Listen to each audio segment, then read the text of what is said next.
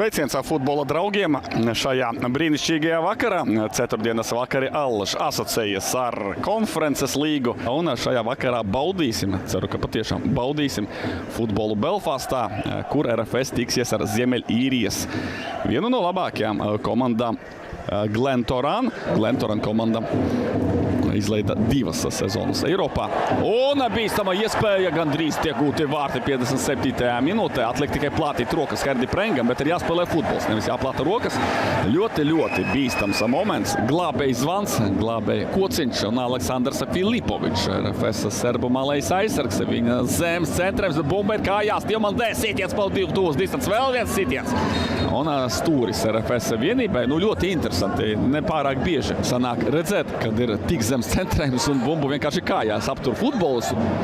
Atrod problēmas Glentoran aizsardzībā. RFS šoreiz augstāks centrējums, augstu izlec un ir gūtie vārtī. Tie gan netiek ieskaitīti pagaidām.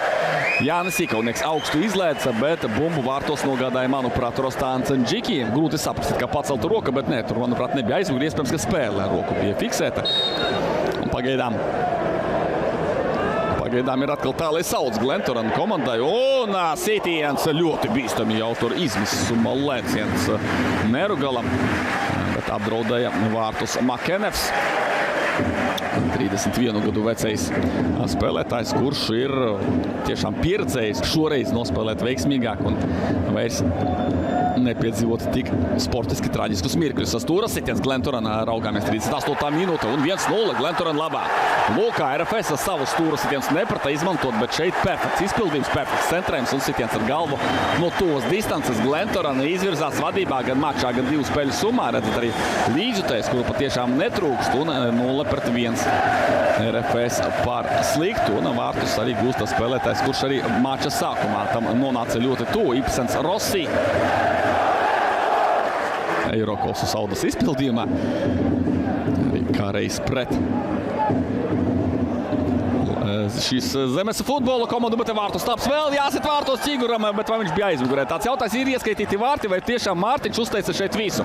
Ķigurs uzteica tālsitienu, pats savāc bumbu un prieks, ka saklausīja latviešu spēlētāji. Ja nesit Džiki, latviešiem ir jātaisa rezultāts, un Mārtiņš Ķigurs negaidīti nācis uz maiņu. Partnera savainojuma dēļ izlīdzina rezultātu. Vārti ir ieskaitīti. Ķigurs, lieliski.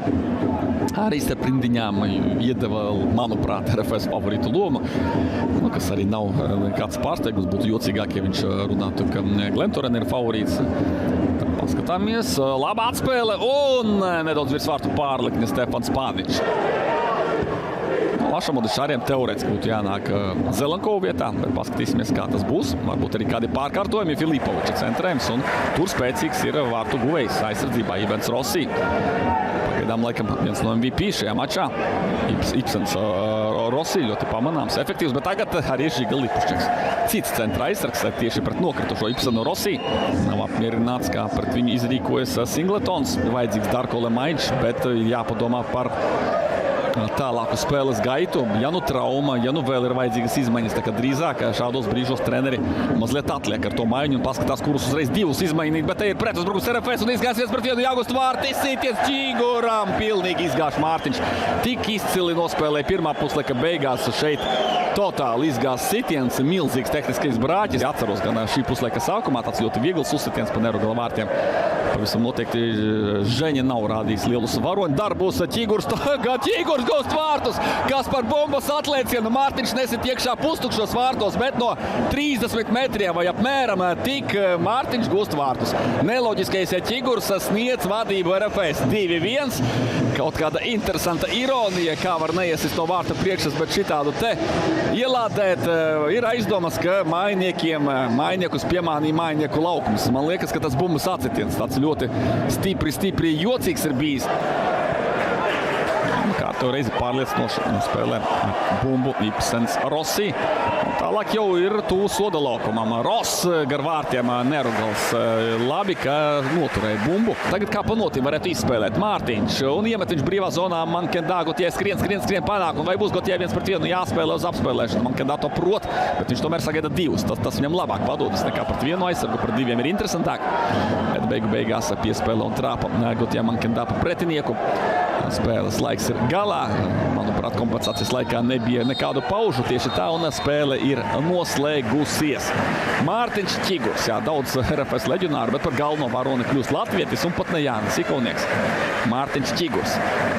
Galvenā varoņa lomā 2-1 RFS ir uzvarējusi. Perfekts iznākums tādā ziņā, ka tā ir uzvara.